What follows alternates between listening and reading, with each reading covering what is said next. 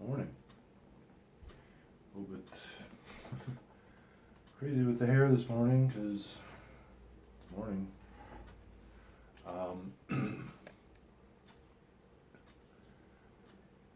So today what I'm doing, at least right now, is collecting reference and kind of composing my mental image of a piece that I want to do.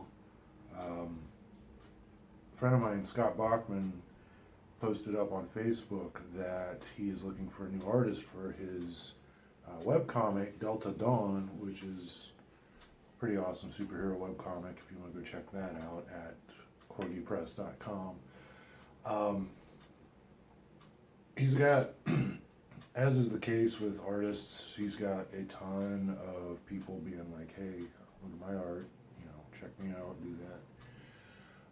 I put my name in there, sent him an email with Remedy 4 in it so that he could look at that. And he was suggesting in his feed that he's got people doing some tryout pages of his characters. So I thought I would go ahead and do some sort of like a double page spread or pinup or something like that of Delta Dawn doing their thing, superhero story, doing their thing. It's set in Columbus primarily, so that would be kind of fun to do. I haven't done like a landscape, like a cityscape in a long time,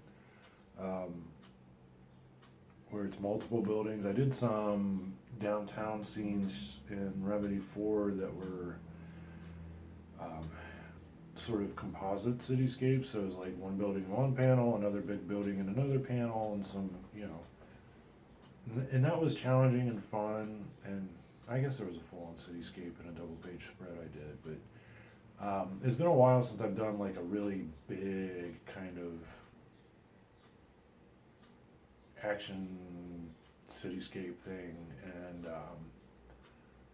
I've gotten a bit more simplified in my approaches to the backgrounds in some of my books, and I wanted to do something I haven't done in several years and really blow it out with the cityscape and get a really strong idea of what I want. Probably can't see it terribly well, but what I've been doing is collecting reference. I did some reference collection yesterday. I went through and read Delta Dawn, the 3 issues that are online right now, just to get a feeling for the characters, to see what it's like.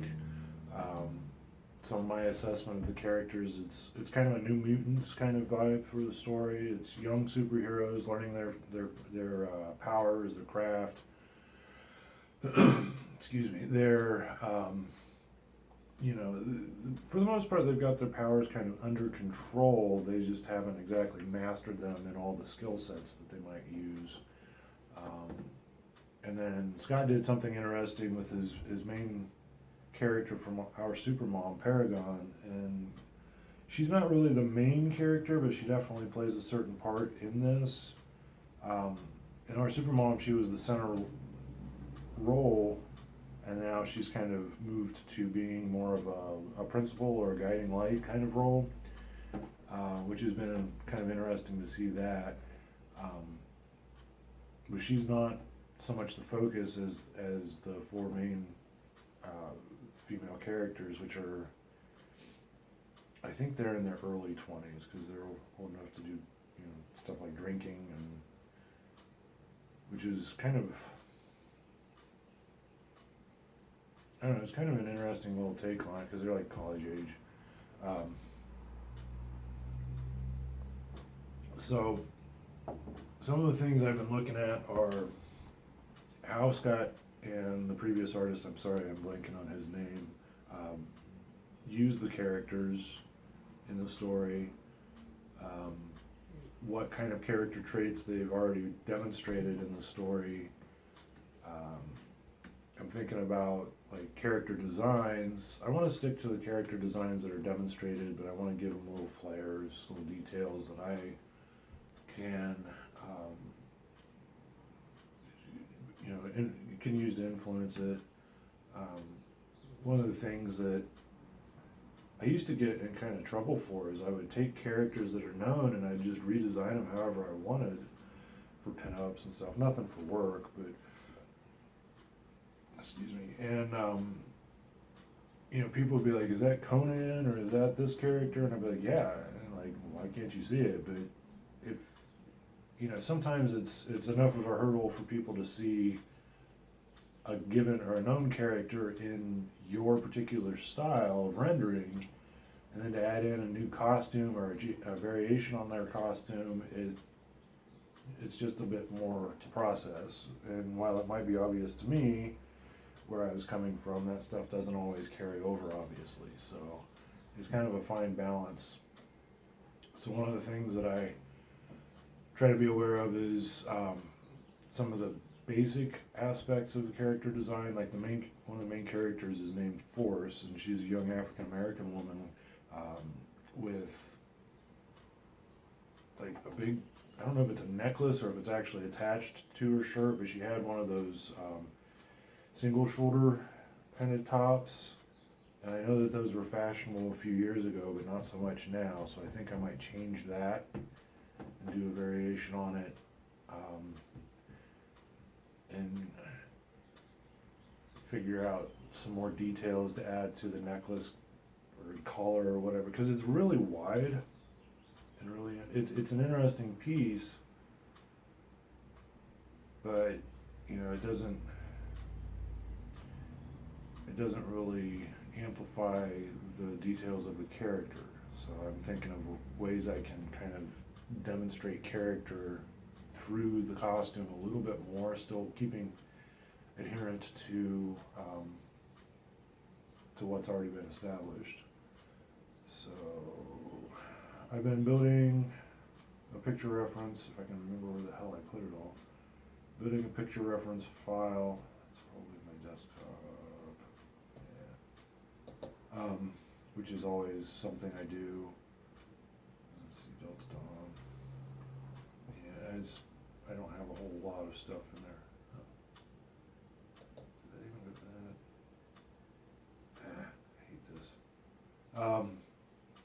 One of the problematic things about searching for reference is sometimes you come across different types of web files that your computer doesn't like a photo file that comes up as a PNG or a photo file that comes up as a frickin' HTML page of all things. And sometimes you just gotta work with what you get. Usually you can grab and save a JPEG, but sometimes you just gotta print the damn screen and move on. I've been doing a lot of screen prints for Google Maps, searching out locations downtown Columbus. I used to live there when I was in my early 20s. I think I mentioned that already, but so I'm kind of familiar. The problem is that I lived in that area and spent a lot of time in the short north, especially, and occasionally in OSU campus. But they went through and slash and burned so many of those buildings that were there at that time, because I moved out in, I want to say, 2004, and it was just as the recession was starting to kind of kick in, and in that time there was so many buildings in the downtown area and campus and short north especially, that were derelict, and it was just more expensive to fix them up than it was to rebuild them, apparently. So they went and tore down miles of buildings, built new ones. So a lot of that's actually quite unfamiliar to me, despite my spending all that time there. And honestly, it's kind of a bummer, because what they put in was nice, but it just lacks the heart that it used to have. And that's one of the things I really enjoy about Dayton, is that Dayton got really hit by the economic recession, and one of the interesting side effects is that they didn't have the funds to go through and tear down all those buildings. So once the recession kind of backed off and there was some money starting to trickle in, people that really put their heart into the city decided instead of tearing all those buildings down, they were going to work with what they got and upgrade them. And there are some really beautiful examples of that in the cannery and some, I can't think of all of them off the top of my head by name, but there's just so many beautiful buildings in the Oregon district. That whole place is historic and refurbished and just beautifully restored. South Park, I lived there for a short while, and that whole neighborhood was going through some beautiful reconstruction. There's buildings from like the 1860s and houses from the that era, from I think 1860 to 1880, somewhere in that range. And just having a whole neighborhood reconstruct itself very slowly has been wonderful to see. But anyway, getting back to this, obviously I really enjoy old architecture, so that's sort of what I'm looking for these scenes. Let me get out of this. Something with a lot of character, which there's a couple buildings in this shot. This is on Mountain High, South High Street, and I think that was probably can't see it at all, but this was the municipal court or the county court building, which is very fascinating architecture, very postmodern with lots of layers of glass and steel, doing some very interesting design stuff. In the background you get more of downtown, and in this area you've got more old style architecture that's been refurbished. Those are only like 3-story buildings, and they're well kept, although there's a subway in the corner, and apparently Columbus has subways on every corner because, Jesus, it's just... and of course, being Columbus, the ever-present construction in the roads, so there's lots of orange barrels in this shot, which I'll probably omit. I also didn't remember how many trees are lining the streets in Columbus, which is nice, but it creates a real barrier for me to work around. So some of my interests in this is to make sure I get lots of interesting street details, balancing that with the characters doing something interesting. One of the points of critique I have about the story, and sorry Scott, but he doesn't have the main bad villain come up against the main characters at all yet. He's doing a lot of groundwork, and honestly the first whole issue, the main villain's apparently a Nazi that can change bodies, so he looks like a young dude. And then he's running for Congress, and there's a lot of political stuff in there, but he isn't, the good guys and the bad guys haven't met yet, and it's the end of issue 3, so I'm kind of like, alright, well, what are this dude's powers, and if they got into a fight, what would they be like? I don't know. From what I can tell, he doesn't have too many powers beyond being able to switch bodies, so what else would he do? There's been robot dog things, so that's definitely an option. Sorry if this is spoilers, I should probably give you a spoiler warning. I need to make a sign and be like, spoilers. So I can't remember if that dude got killed that did the dogs, the robots. I don't know. I think so. I think he got fired for sure, so I don't think he's actually working for the main villain. But yeah, these are some sorry, I'm scratching my knee and I have an itch. That's how live this is. Isn't that fun? So my concerns are making it exciting, doing the superhero thing, keeping it in tone with what Scott and the previous artist again, forgive me for blanking on the name, have established in that story,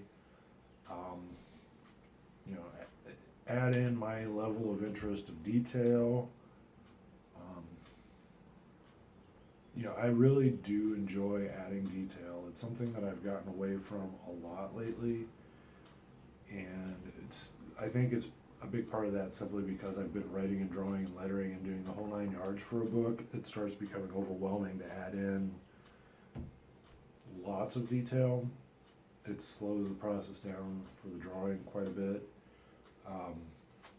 Given that I am not writing this and not even coloring it or lettering it, and it's just strictly for this piece, it's just strictly the penciling and inking, I think it'd be fun to get back into that level of detail. Next step, I want to keep doing some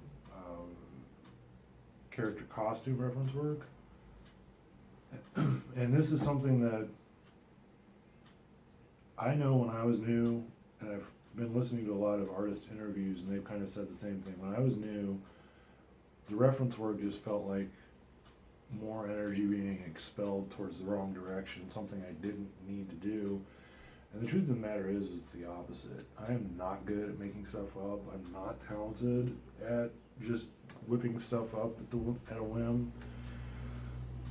So for me, having lots and lots of reference is the best. In a lot of cases, for every piece of reference that I use, I often have 3 or 4 or 5 more pieces that I don't. Whether it's, you know, trying, like if it's, I'm looking up a shirt, for example, I'll look for, and I'll collect like 7 different shirts and then decide on which design I want.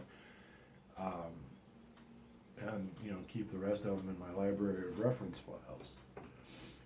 So, you know, maybe I'll come across another situation, another scene where those other shirts might be applicable. Maybe, you never know. And one of the problems last year is my main computer blue screened on me. I got the blue screen of death, and all that fucking reference file I collected was gone. So, I mean, that happens. I'm not precious about it. It's just a matter of digging back through the internet and finding a lot of that. If I was less lazy and more prone to doing crazy things like leaving the house, I would go and collect it, which is something I'm alright with doing. I think it'd be fun. If I got this project, if I was on it, I would be like, Scott, you and me, because he lives not very far away from here in a little town, kind of in between here and Columbus, be like, you and me take a car trip to Columbus for a day, and let's go scout scenes, and let's go collect reference, and, you know, which I think he's already got both the scripts for 5 and 6 for his book done. I know he's got 4 done, and the artist, I think, is already done with the artwork, so. But hopefully this wasn't like super boring, but this is what I go through. This is, you know, I'm calculating my goals for the piece, I'm calculating my goals for the long term. You know, if I get the work, great. The competition's really stiff on it, and, you know, if I don't, you know, also that's fine. I got my own projects going on. I just want to do something that is fun for me to do, first of all, and then also something that would really floor Scott and his fans. And, you know, worst case scenario, if he doesn't like it, maybe he can use it as a pin-up or a cover or something, whatever. That's, you know, something secondary I could keep in the back of my mind, is it keep certain areas workable for a cover, use a composition in a way that could be a double page spread cover, or a front and back cover rather. So I'm going to try and angle towards that with my thumbnails. So, right on. Thanks for listening. Have a good day.